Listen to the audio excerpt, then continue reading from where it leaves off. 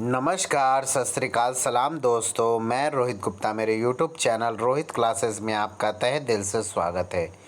दोस्तों, हम यहाँ आर्य कंपटीशन टाइम्स की पुस्तक भारतीय इतिहास, जिसमें आधुनिक भारत पढ़ रहे थे, जो UGC net paper second history के रिवीजन के लिए एक अति महत्वपूर्ण बुक है। दोस्तों, इसका आज हम लोग आधुनिक भारत में चैप्टर नंबर 14 भारत में श्रमिक एवं साम्यवादी आंदोलन पढ़ने जा रहे हैं। तो कृपया आप लोग जितने लोग इस वीडियो को देख रहे हैं वो प्लीज़ वीडियो को लाइक कर दीजिए, और चैनल को अब तक जिन्होंने सब्सक्राइब नहीं किया है वो सब्सक्राइब करके बेल आइकन प्रेस कर दीजिए, और दोस्तों शेयर करना कोई नहीं भूलेगा। और जिन लोगों को लगता है कि वीडियो में मैं बहुत स्लो बोल रहा हूँ तो प्लीज़ वो यूट्यूब के सेटिंग में जाके प्लेबैक स्पीड बटन को 1.5x कर लीजिए। ठीक है, तो चलिए आज हम लोग स्टार्ट करते हैं चैप्टर नंबर 14 भारत में श्रमिक एवं साम्यवादी आंदोलन। थोड़ा सा बड़ा कर लेते हैं।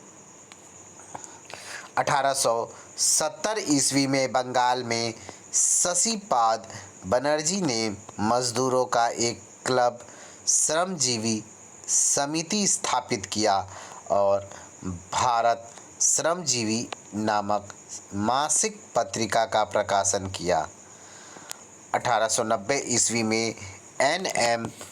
लोखंडे, नारायण मेघजी लोखंडे ने बम्बई मिल हैंड्स एसोसिएशन की स्थापना की। यह भारत का पहला मजदूर संघ माना जा सकता है। लोखंडे ने 1880 ईस्वी में अंग्रेजी व मराठी में दीनबंधु नामक साप्ताहिक अखबार का प्रकाशन किया। भारतीय रेल कर्मचारी एकीकृत सोसाइटी 1897 ईस्वी, कलकत्ता मुद्रक संघ 1905 ईस्वी, कामगार हितवर्धक सभा 1909 ईस्वी, सामाजिक सेवा संघ 1911 ईस्वी आदि प्रारंभिक मजदूर आंदोलन से जुड़ी संस्थाएं थीं। प्रारंभिक राष्ट्रवादी नेताओं ने 1881 ईस्वी व 1891 ईस्वी के कारखाना अधिनियमों की आलोचना की, क्योंकि वे श्रम कानूनों को औद्योगिकरण के मार्ग में बाधक नहीं बनने देना चाहते थे। आगे, राष्ट्रवादियों को इस बात की भी आशंका थी कि सरकार इन अधिनियमों द्वारा ब्रिटिश उत्पादकों को बढ़ावा देकर भारतीय उत्पादकों को नुकसान पहुंचा सकती है।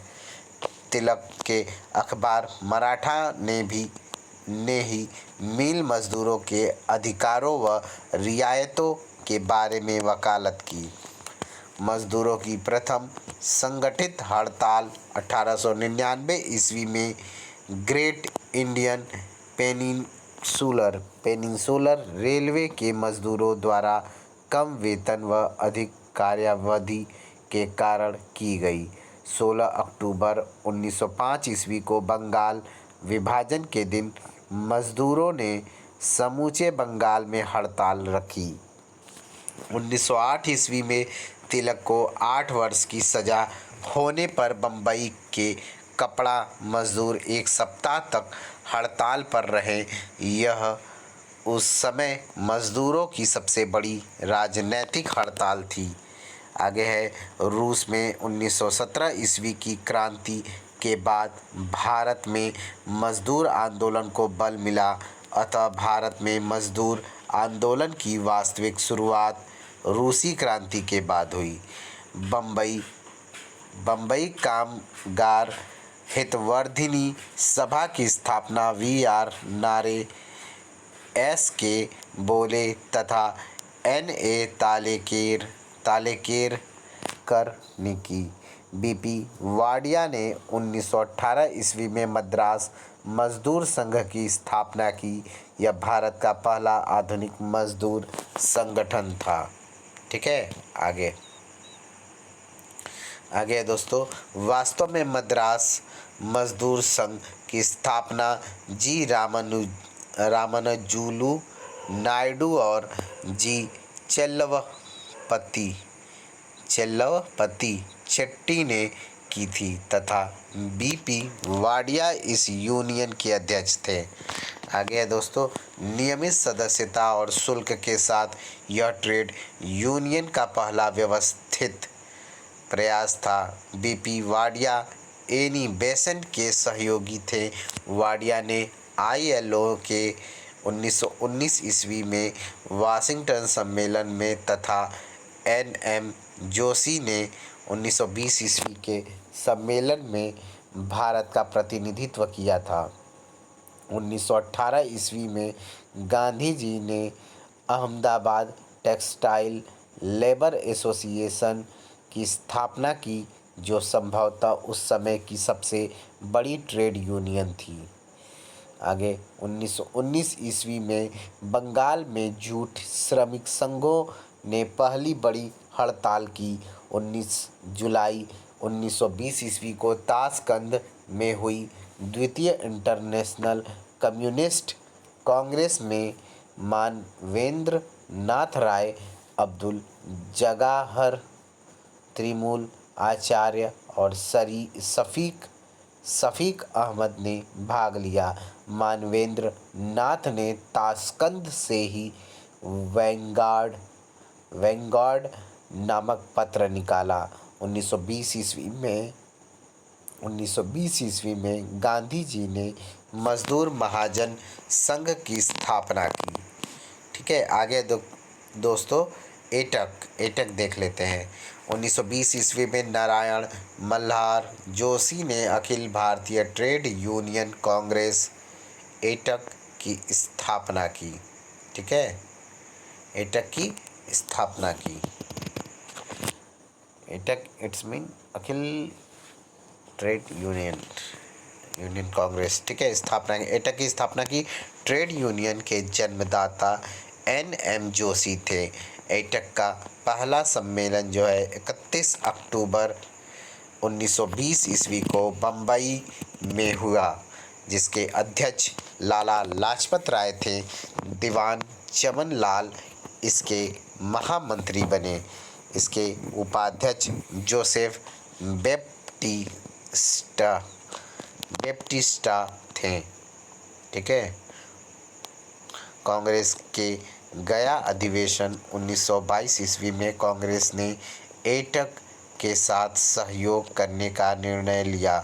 कांग्रेस के जिन नेताओं ने एटक की अध्यक्षता की वे हैं लाला लाजपत राय 1920 ईस्वी, चित्तरंजन दास, CF एंड्रयूज, जितेंद्र मोहन सेनगुप्त, सुभाष चंद्र बोस 1931 ईस्वी, जवाहरलाल नेहरू 1929, सरोजनी नायडू तथा सत्यमूर्ति थे।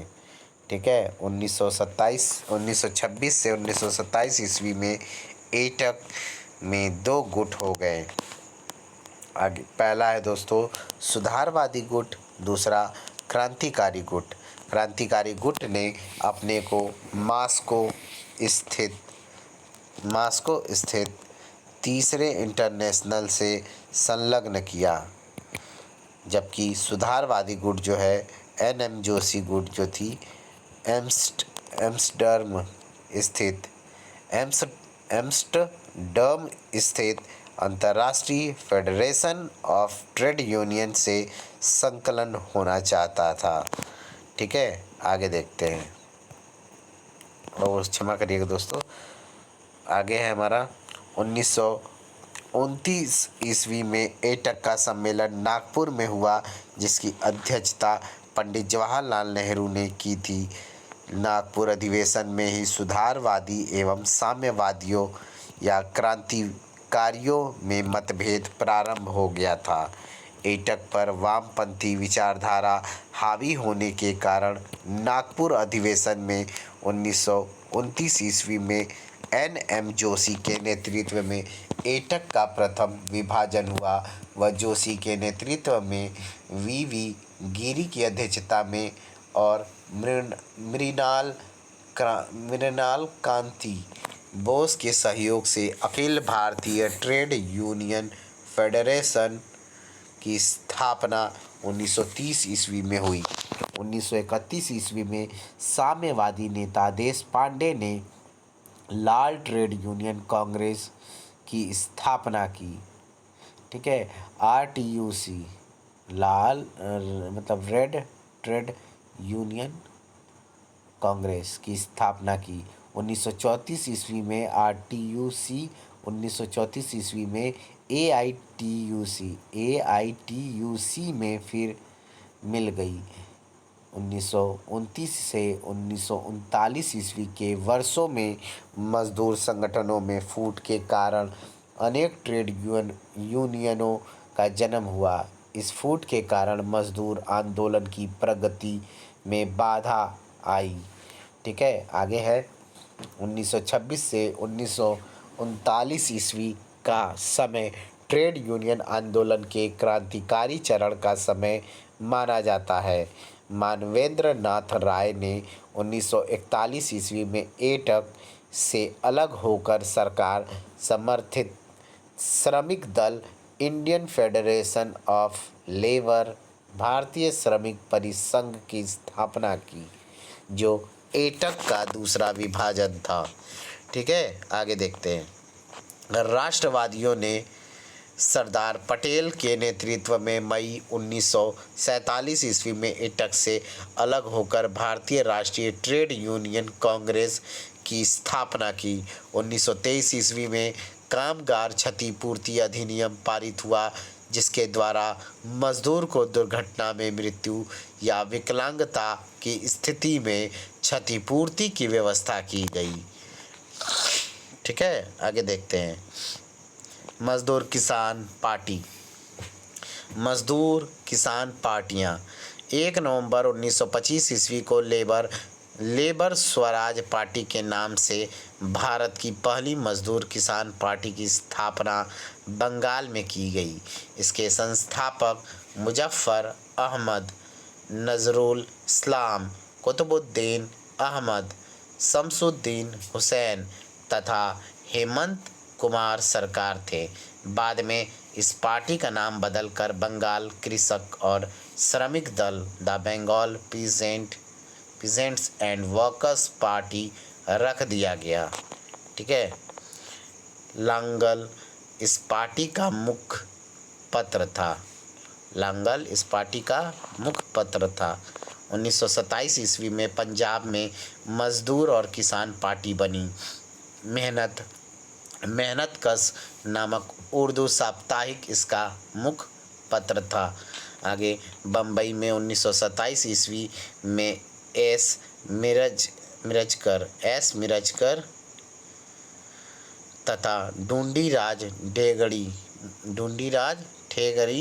ठेगड़ी अध्यक्ष ने बम्बई मजदूर किसान पार्टी की स्थापना की। क्रांति नामक मराठा साप्ताहिक अखबार इस पार्टी का मुख्य पत्र था। ठीक है, आगे देखते हैं दोस्तों, क्या था? मुख्य पत्र था। आगे देखते हैं। अक्टूबर 1928 ईस्वी में मेरठ में भी एक मजदूर व किसान पार्टी बनी। यहाँ आयोजित पार्टी कॉन्फ्रेंस में ब्रिटिश कम्युनिस्ट फिलिप स्प्रेट ने भाग लिया। नवंबर 1928 ईस्वी में फिलिप स्प्रेट, मुजफ्फर अहमद, अब्दुल मजीद, सोहन सिंह जोश तथा पूरन चंद्र जोशी ने यूपी किसान पार्टी की स्थापना की। PC जोशी इसके सचिव थे। आगे है दोस्तों, 1928 ईस्वी में सभी मजदूर पार्टियों ने मिलकर अखिल भारतीय मजदूर किसान पार्टी का गठन किया, जिसका पहला अधिवेशन है दिसंबर 1928 ईस्वी में कलकत्ता में सोहन सिंह जोश की अध्यक्षता में हुआ। कांग्रेस के अंदर वामपंथी विचारधारा के नेताओं श्री पाद अमृत डांगे, मुजफ्फर अहमद, पूरन चंद्र जोशी और सोहन सिंह जोश ने कामगार किसान पार्टी की स्थापना की। सविनय अवज्ञा आंदोलन के समय बम्बई में कांग्रेस ने नारा दिया कि मजदूर और किसान कांग्रेस के हाथ पांव हैं। विविध तथ्य देख लेते हैं दोस्तों। ठीक है। 1926 ईस्वी में प्रथम ट्रेड यूनियन अधिनियम मजदूर संघ अधिनियम पारित हुआ, जिसमें ट्रेड यूनियन बनाने व हड़ताल करने को कानूनी मान्यता मिली, किंतु इसके द्वारा मजदूरों की राजनीतिक गतिविधियों पर रोक लगा दी गई। 1927 ईस्वी में भारत में पहली बार 1 मई को मई दिवस मनाया गया। ठीक है, एक मजदूर दिवस होना चाहिए था ना। 1 मई को श्रम दिवस मनाया जाता है, मजदूर श्रमिक दिवस मनाया जाता है दोस्तों। ठीक है, मई दिवस मनाया गया। 1 मई को मई दिवस विश्व भर में श्रमिक दिवस के रूप में उन मजदूरों की यादगार में मनाया जाता है जिसकी 1 मई 1861 ईस्वी को अमेरिका में पुलिस गोलीबारी में मृत्यु हो गई थी। ठीक है, याद रखिएगा, this is a most important line है। जो 1 मई को मई दिवस मनाया जाता था उसको फिर श्रमिक दिवस में कैसे कन्वर्ट किया गया। ठीक है, आगे देखते हैं। 1929 ईस्वी में व्यापार विवाद अधिनियम पारित हुआ, जिसमें औद्योगिक झगड़ों को शांत करने के लिए प्रबंध तंत्र को मनमानी शक्ति दी गई। ट्रेड डिस्प्यूट बिल का संबंध हड़तालों पर रोक से था। आगे गिरनी कामगार यूनियन बम्बई में साम्यवादियों का मिल मजदूर संगठन था। राष्ट्रीय स्वयंसेवक संघ की स्थापना 27 दिसंबर 1925 ईस्वी को केशव बलिराम हेडगेवार ने की। इसका मुख्यालय नागपुर महाराष्ट्र में स्थित है। ठीक है, आगे 1935 ईस्वी के भारत सरकार अधिनियम द्वारा मजदूर संघों तथा श्रमिक निर्वाचन मंडलों के माध्यम से श्रमिकों को विशेष प्रतिनिधित्व देने का प्रावधान किया गया था। 1936 ईस्वी में अंबेडकर ने इंडिपेंडेंट लेबर पार्टी की स्थापना की। ठीक है, आगे देखते हैं। आगे है दोस्तों, 1937 ईस्वी के चुनावों के बाद सरकार ने कानपुर में श्रमिकों की हड़ताल की जांच के लिए राजेंद्र प्रसाद की अध्यक्षता में कानपुर श्रमिक जांच समिति नियुक्त की। बॉम्बे इंडस्ट्रियल डिस्प्यूट एक्ट 1938 ईस्वी द्वारा हड़ताल पर रोक लगाई गई। 1946 से 1947 ईस्वी में पूरे देश में श्रमिकों की हड़तालें हुई। इनमें सबसे प्रसिद्ध हड़ताल जुलाई 1946 ईस्वी में डाक तार विभाग के कर्मचारियों की अखिल भारतीय हड़ताल थी। अगस्त 1946 ईस्वी में दक्षिण भारत के रेल मजदूरों ने हड़ताल की। कांग्रेस के समाजवादी गुट ने 1948 ईस्वी में हिंद मजदूर सभा की स्थापना की है। भारत में कम्युनिस्ट पार्टी देख लेते हैं। रूस की 1917 ईस्वी की बाल्शेविक क्रांति के परिणाम स्वरूप भारत में भी वामपंथी विचारधारा का विकास हुआ। मानवेंद्र नाथ राय, नरेंद्र नाथ भट्टाचार्य ने सोवियत संघ की यात्रा की और अक्टूबर 1920 ईस्वी में उन्होंने ताशकंद में भारतीय कम्युनिस्ट पार्टी की स्थापना की। ठीक है, आगे मानवेंद्र नाथ राय ने 1922 ईस्वी में अवनी मुखर्जी के सहयोग से बर्लिन से वैनगार्ड ऑफ इंडियन इंडिपेंडेंस तथा इंडिया इन ट्रांजिशन नामक अखबार प्रकाशित किया। ठीक है, वैनगार्ड ऑफ इंडियन इंडिपेंडेंस भारतीय कम्युनिस्ट पार्टी का पहला अखबार था। बाद में इसका नाम बदलकर एडवांस गार्ड रख दिया गया। भारत में प्रकाशित प्रथम कम्युनिस्ट पत्रिका वैनगार्ड थी। ठीक है, याद रखिएगा। मानवेंद्र नाथ के अलावा इसके अन्य सदस्य थे A.T. राय, अवनी मुखर्जी, रोज़ा फिटी ग्राफ, मोहम्मद अली, मोहम्मद शफीक आदि। भारतीय कम्युनिज्म के pioneer M N M A sorry क्षमा करिएगा दोस्तों, एम एन राय थे। शुरू में इसे पढ़े थे, एम एन राय थे। ठीक है, भारतीय कम्युनिज्म के पायनियर किसे कहा जाता है? एम एन राय को। ठीक है, जवाहरलाल नेहरू को भारत में साम्यवाद का उच्चतम पुजारी कहा गया है। इस दौरान कुछ अन्य अखबार भी मार्क्सवादी विचारों का प्रचार कर रहे थे, जिनमें दी सोशलिस्ट यानी श्रीपाद अमृत डांगे, नवयुग, मुजफ्फर अहमद, बंगाल, काजी नजरुल हक, इस्लाम इंकलाब, गुलाम हुसैन, लेबर किसान गजट, सिंगारवेलु चेट्टियार, वर्तमान तथा प्राणवीर आदि प्रमुख साम्यवादी विचारधारा से प्रेरित अखबार थे। आगे दोस्तों, आगे है ICS Indian civil service. H V Kamath communist आंदोलन के लिए गुप्त रूप से काम करना था तथा भारत में अंग्रेजी साम्राज्य पर प्रहार किया। ठीक है, एक बार फिर से इस लाइन को पढ़ लेते हैं। आईसीएस एचवी कामत कम्युनिस्ट आंदोलन के लिए गुप्त रूप से काम करता था तथा भारत में अंग्रेजी साम्राज्य पर प्रहार किया था। ठीक है, आगे देखते हैं दोस्तों। पेशावर षड्यंत्र केस क्या है, आइए देख लेते हैं। पेशावर षड्यंत्र केस 1922 से 23 ईस्वी द्वारा सरकार ने पहली बार साम्यवादियों के विरुद्ध कार्रवाई की। ठीक है, एक सेकेंड। साम्यवादियों के विरुद्ध कार्रवाई की। पेशावर षड्यंत्र केस में अभियुक्तों की पैरवी अब्दुल कादिर ने की। कानपुर षड्यंत्र केस। कानपुर षड्यंत्र केस भारत में साम्यवादी पार्टी की स्थापना के लिए प्रयास कर रहे नेताओं को ब्रिटिश सरकार ने गिरफ्तार कर उन पर कानपुर षड्यंत्र केस 1924 ईस्वी के अंतर्गत मुकदमा चलाया गया। कानपुर षड्यंत्र केस के अंतर्गत मानवेंद्र नाथ, सिंगारवेलु चेट्टियार, मुजफ्फर अहमद, श्रीपाद अमृत डांगे, गुलाम हुसैन, रामचरण लाल शर्मा, शौकत उस्मानी, नलिनी गुप्त, शमसुद्दीन हसन, सत्यभक्त, संपूर्णानंद, डॉक्टर मणिलाल शाह आदि लोगों पर सरकार के विरुद्ध षड्यंत्र रचने तथा भारत में महारानी की सत्ता को उखाड़ने का आरोप लगाकर मुकदमा चलाया गया।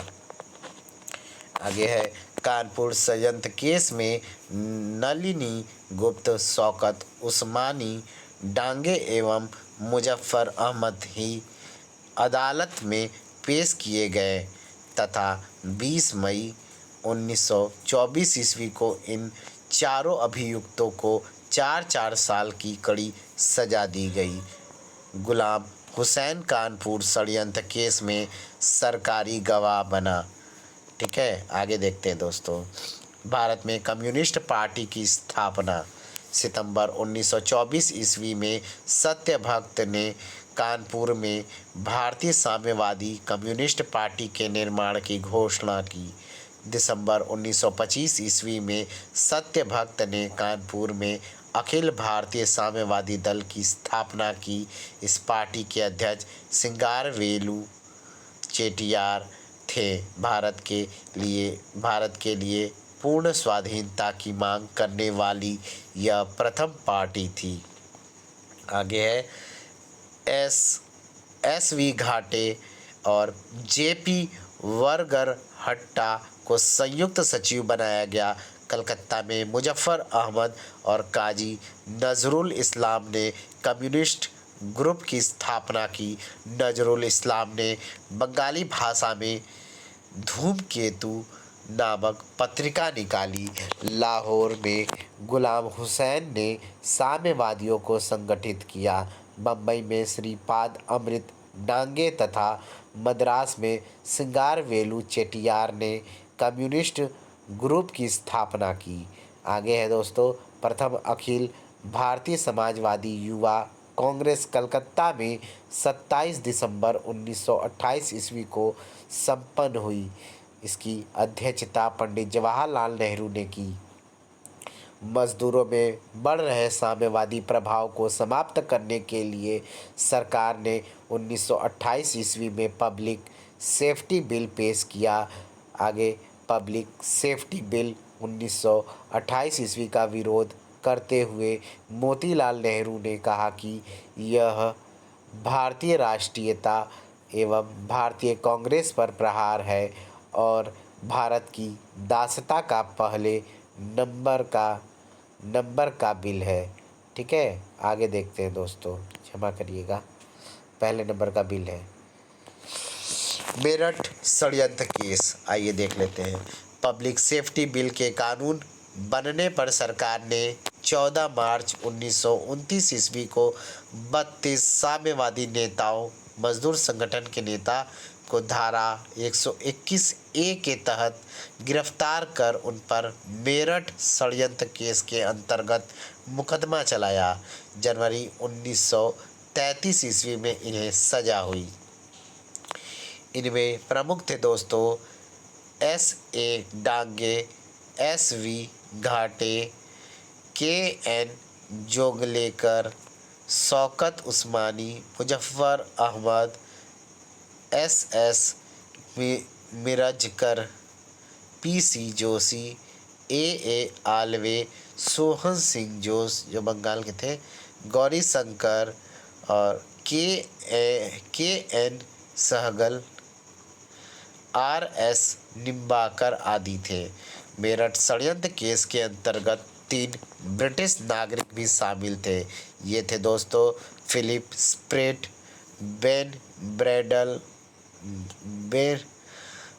Bradley, Lester Hutchinson New Spark नामक पत्रिका के संपादक थे। मेरठ षड्यंत्र केस के अभियुक्तों को बचाने के लिए जवाहरलाल नेहरू, कैलाश नाथ काटजू, M.A. अंसारी, M.C. छागला आदि ने पैरवी की थी। ठीक है, आगे मुजफ्फर अहमद को आजीवन काला पानी की सज़ा सुनाई गई। डांगे, घाटे, जोगलेकर, निम्बाकर तथा फिलिप स्प्रेट को 12 साल की सज़ा हुई। मेरठ षड्यंत्र केस के विरोध में मोतीलाल नेहरू ने 21 मार्च 1929 ईस्वी को केंद्रीय विधानमंडल में काम रोको प्रस्ताव पेश किया। 1929 ईस्वी में भारतीय साम्यवादियों ने कांग्रेस को पूंजीपतियों की पार्टी घोषित किया तथा सुभाष चंद्र बोस और जवाहरलाल नेहरू को पूंजीपतियों का एजेंट बताया। ठीक है, आगे है भारतीय साम्यवादियों ने गांधी इरविन समझौते को राष्ट्रवाद के साथ कांग्रेसी विश्वासघात की संज्ञा दी। 1934 ईस्वी में सरकार ने साम्यवादी पार्टी पर प्रतिबंध लगाकर उसे अवैध घोषित कर दिया। 1942 ईस्वी तक भारतीय साम्यवादी पार्टी पर यह प्रतिबंध रहा। आगे 1935 ईस्वी में भारतीय साम्यवादी पार्टी के सचिव सोमनाथ लाहिड़ी की गिरफ्तारी के बाद P.C. जोशी इसके प्रथम महासचिव बने। P.C. जोशी बम्बई से 1938 ईस्वी में प्रकाशित नेशनल फ्रंट के संपादक भी थे। कांग्रेस समाजवादी पार्टी, ठीक है, 1934 ईस्वी में पटना कांग्रेस के भीतर कांग्रेस समाजवादी पार्टी की स्थापना हुई। इसके प्रमुख सदस्य थे जयप्रकाश नारायण, आचार्य नरेंद्र देव, अच्युत पटवर्धन, अशोक मेहता, मीनू मसानी, डॉक्टर राम मनोहर लोहिया, यूसुफ मेहर अली, कमला देवी चट्टोपाध्याय आदि। ठीक है, आगे देखते हैं।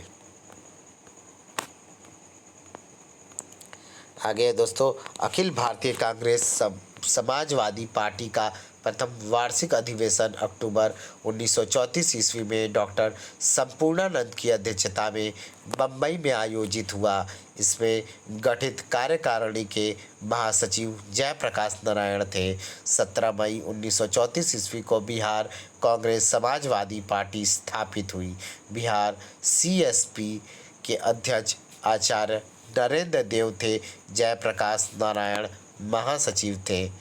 यूसुफ मेहर अली ने बॉम्बे प्रोविंशियल यूथ लीग की स्थापना की। राम मनोहर लोहिया ने कांग्रेस सोशलिस्ट नामक जर्नल प्रकाशित किया। 1948 ईस्वी में कांग्रेस समाजवादी पार्टी भंग कर दी गई। कांग्रेस समाजवादी पार्टी को सुभाष चंद्र बोस तथा जवाहरलाल नेहरू का समर्थन भी प्राप्त था। इसकी स्थापना का मुख्य उद्देश्य था कांग्रेस के भीतर ही रहकर कांग्रेस में समाजवादी मूल्यों का प्रसार करना। जवाहरलाल नेहरू ने कांग्रेस सोशलिस्ट पार्टी को प्रोत्साहन एवं आशीर्वाद दिया, लेकिन वह स्वयं सदस्य नहीं बने। जवाहरलाल नेहरू ने कांग्रेस के लखनऊ अधिवेशन 1936 ईस्वी में कहा कि भारत तथा विश्व की समस्याओं के हल की एकमात्र कुंजी समाजवाद में निहित है। आचार्य नरेंद्र देव ने समाजवाद एवं राष्ट्रीय आंदोलन नामक पुस्तक की रचना की। आगे जयप्रकाश नारायण ने समाजवाद ही क्यों, why socialism, the relevance of socialism in India नामक पुस्तक की रचना की थी। ठीक है। आगे जयप्रकाश नारायण ने 1930 ईस्वी में बिहार समाजवादी पार्टी की स्थापना की। राम मनोहर लोहिया ने कांग्रेस सोशलिस्ट नामक पत्रिका प्रारंभ की। अशोक मेहता भी इसके संपादन से जुड़े रहे। आगे दोस्तों दत्त ब्रेडले सिद्धांत क्या है, आइए देखते हैं। 1935 ईस्वी में भारतीय कम्युनिस्ट पार्टी ने अंतर्राष्ट्रीय साम्यवादी सम्मेलन से निर्देश प्राप्त कर 1936 ईस्वी में पॉपुलर फ्रंट स्ट्रैटेजी पर कार्य किया। इसके लिए मार्च 1936 ईस्वी में रजनी पाम दत्त और बेन ब्रेडले ने एक निबंध लिखा जिसका नाम था भारत में साम्राज्यवाद विरोधी जनता का मोर्चा। ठीक है। उन्होंने साम्यवादियों को सुझाव दिया कि वे भारतीय राष्ट्रीय कांग्रेस में शामिल हो जाए, कांग्रेस समाजवादी दल को मजबूत करे एवं दक्षिण पंथियों को बाहर निकाले। इसे दत्त ब्रेडले सिद्धांत कहा जाता है।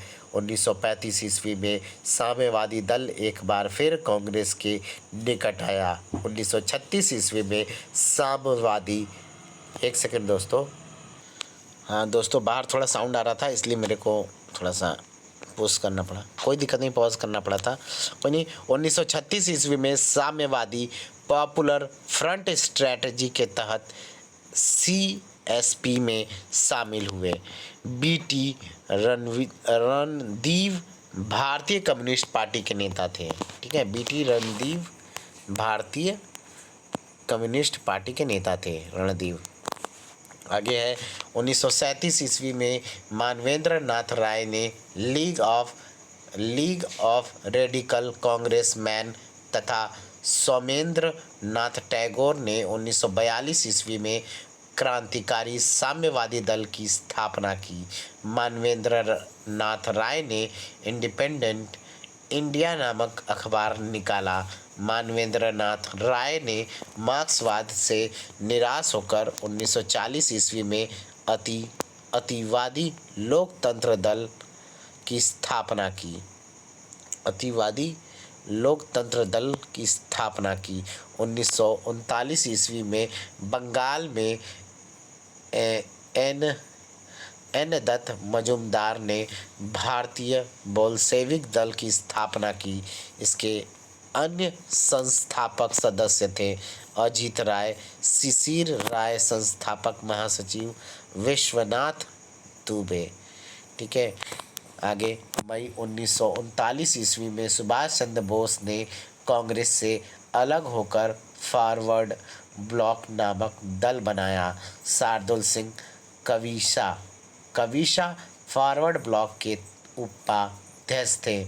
1939 ईस्वी में द्वितीय विश्व युद्ध शुरू होने पर भारतीय साम्यवादियों ने इसे साम्राज्यवादी युद्ध कहा, किंतु जब 1941 ईस्वी में हिटलर ने रूस पर आक्रमण किया तो वे इसे लोक युद्ध पीपल वार्स कहने लगे तथा ब्रिटेन रूस को युद्ध में पूर्ण सहयोग देने की बात करने लगे।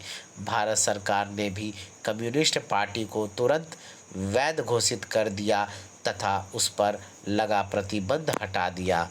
1942 ईस्वी के भारत छोड़ो आंदोलन के समय साम्यवादी इससे अलग रहे।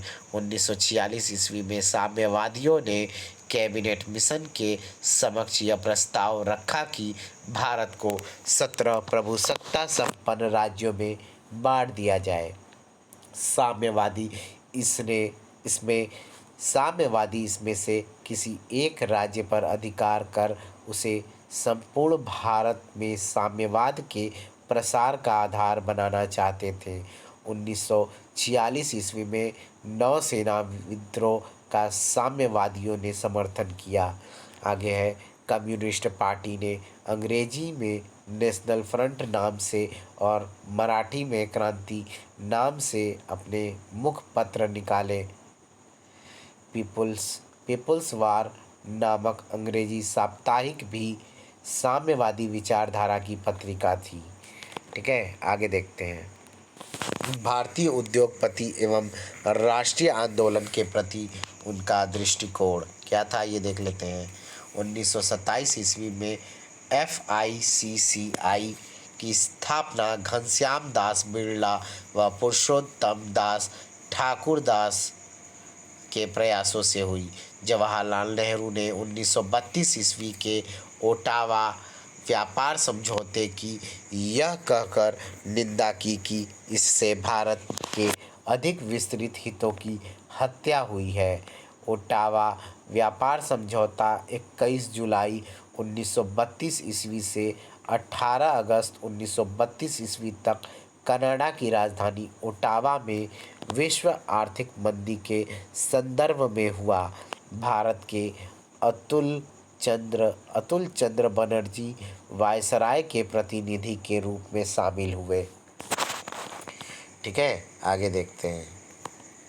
शामिल हुए आगे ली मोदी पैक्ट अक्टूबर 1933 ईस्वी के इस पैक्ट द्वारा बॉम्बे टेक्सटाइल ग्रुप ने जापान की जापान की बजाय ब्रिटेन की टेक्सटाइल को वरीयता देने पर सहमति दी। बदले में लंकाशायर के उद्योगपति भारत से ज़्यादा कपास खरीदने पर सहमत हुए। राष्ट्रवादियों ने इसका विरोध किया। बॉम्बे घोषणा पत्र 1936 ईस्वी 18 मई 1936 ईस्वी को बम्बई के 21 प्रमुख उद्योगपतियों ने इस पर हस्ताक्षर किए। इनमें प्रमुख थे दोस्तों, पहला है एन सकलातवाला, दूसरा पुरुषोत्तम दास ठाकुरदास, तीसरा sir Chimanlal Setalvad, number 4 Firoz Sethna, number 5 दोस्तों कावस जी जहांगीर, नंबर 6 बालचंद्र हीराचंद्र, नंबर 7 धर्म से खटाऊ, नंबर 8 एडी श्राफ। ठीक है, आगे है बॉम्बे घोषणा पत्र जवाहरलाल नेहरू की लखनऊ कांग्रेस में दिए गए समाजवादी भाषण के विरोध में था, जिसमें नेहरू ने यह कहा था कि भारत तथा विश्व की समस्याओं के हल की एकमात्र कुंजी समाजवाद में निहित है।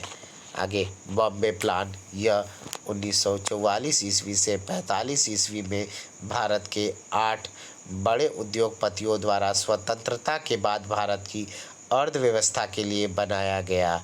इसका शीर्षक था a brief memorandum outlining a plan of economic development for India.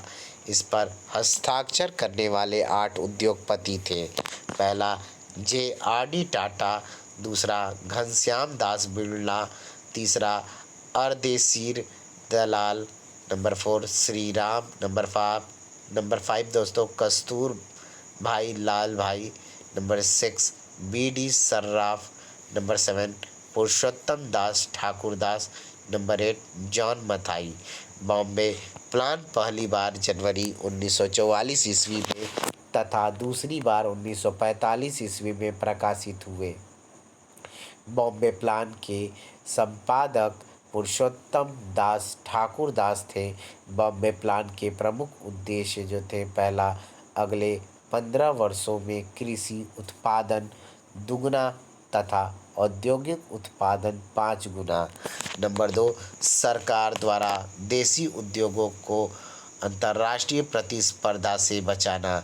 British पूंजीपतियों को प्रसन्न करने के लिए 1938 ईस्वी में इंडस्ट्रियल डिस्प्यूट्स एक्ट पारित हुआ। इसमें गैर कानूनी हड़तालों के लिए 6 महीने जेल की सज़ा का प्रावधान था। इसके द्वारा ट्रेड यूनियनों के पंजीकरण को और भी कठोर बना दिया गया। यह एक्ट अनिवार्य मध्यस्थता एवं संधि वार्ता के दर्शन पर आधारित था। ठीक है दोस्तों, तो इस प्रकार से दोस्तों मेरा जो है ये लेसन भी कंप्लीट हुआ। लेसन नंबर 14 हम लोग कंप्लीट कर लिए। अब नेक्स्ट लेसन में दोस्तों हम लोग लेसन नंबर 15 पढ़ेंगे। ठीक है, नेक्स्ट वीडियो में। Thank you for watching. मिलते हैं नेक्स्ट वीडियो में दोस्तों। प्लीज़ इसी तरह आप लोग मेहनत करते रहिएगा। वीडियो को लाइक करिएगा, वीडियो को शेयर करिएगा, और जो लोग अभी तक सब्सक्राइब नहीं किए हैं वो प्लीज़ वीडियो को सब्सक्राइब करके बेल आइकन प्रेस कर दीजिएगा। चैनल को सब्सक्राइब करके बेल आइकन प्रेस कर दीजिएगा और शेयर करना मत भूलिएगा। और दोस्तों अब हमसे सहन नहीं हो रहा है क्योंकि हमें नींद बहुत तेज़ी से आ रही है, तो अब हम जा रहे हैं सोने। गुड नाइट, शुभ रात्रि। खूब पढ़ते रहिए, खूब पढ़ते रहिए। बाय बाय दोस्तों, लव यू दोस्तों।